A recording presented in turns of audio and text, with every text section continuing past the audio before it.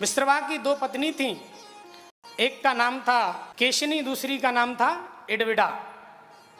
केकसी और इडविडा। केकसी के गर्भ से ये जितने भी थे सब पैदा हुए, रावण, कुंभकर्ण आदि। और माता इडविडा के गर्भ से यक्षराज कुबेर का जन्म हुआ था। बड़ी सुंदर कथा है। एक दिन क्या हुआ, कुबेर बड़े तेजस्वी थे, भगवत भक्त थे। एक दिन क्या हुआ कि भगवान कुबेर प्रणाम करने के लिए आए, तो उन्होंने आकर के इनको प्रणाम किया। किसको? विश्रवा जी को, और अपनी माँ केकसी को, और अपनी माँ इडविडा को। रावण उस समय उधर बैठ करके अपनी तपस्या में लीन थे, लेकिन उन्होंने देखा कि ये कौन आया है, तो उन्होंने पूछा माँ से, केकसी से, ये कौन थे तेजस्वी, इतना बड़ा तेज इनके चेहरे पर, ये कौन थे? तो प्यारे माँ ने ये नहीं कहा है कि ये तुम्हारे बड़े भाई कुबेर थे। उस माँ के आंखों से वो माँ भड़क भड़क के वहां रो रही है। किस लिए रो रही है? कि मैंने ऐसे पुत्रों को जन्म दिया, धिक्कार है तुमको। एक गधी 10 पुत्रों को जन्म देती है, लेकिन उसके बाद भी उसके जीवन में कोई सुख नहीं। और एक सिंहनी एक पुत्र को जन्म देती है, लेकिन उसका जीवन कितने शान से कटता है। मैंने तुम जैसे वीरों को जन्म दिया, और फिर भी आज इस लंका का राजा कुबेर बना हुआ बैठा है।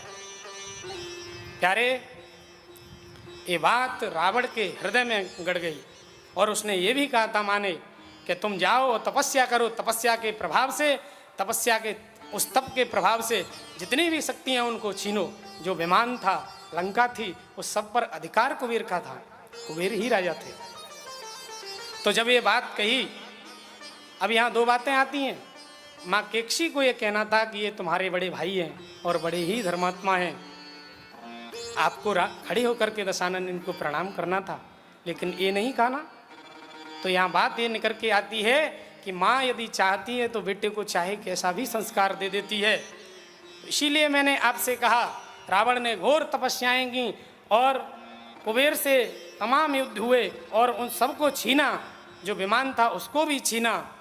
तो प्यारे, इसीलिए मैंने आपसे कहा कि माँ केवल रक्त से ही बच्चे का पालन नहीं करती है, माँ संस्कार से बच्चे का पालन करती है। हमारे संत कहते हैं कि जननी जने तो भक्त जन के दाता के सूर, नहीं तो जननी बांझ भली क्यों व्यर्थ बहावे नूर। यदि जननी जन्म दे तो या तो भक्त को दे, या दाता को दे, या किसी अच्छे बलवान को दे, बलवान जो धर्म की रक्षा करे। नहीं तो ये मानो कि उसने केवल और केवल व्यर्थ में जन्म दिया है, केवल उसने अपना रक्त बहाया है। और इस बात को तो मानना ही पड़ेगा कि संस्कारों से ही बच्चा सद्गुणी उत्पन्न होता है, क्योंकि वही माँ बड़भागी है जो अपने बच्चों को सुंदर संस्कार दे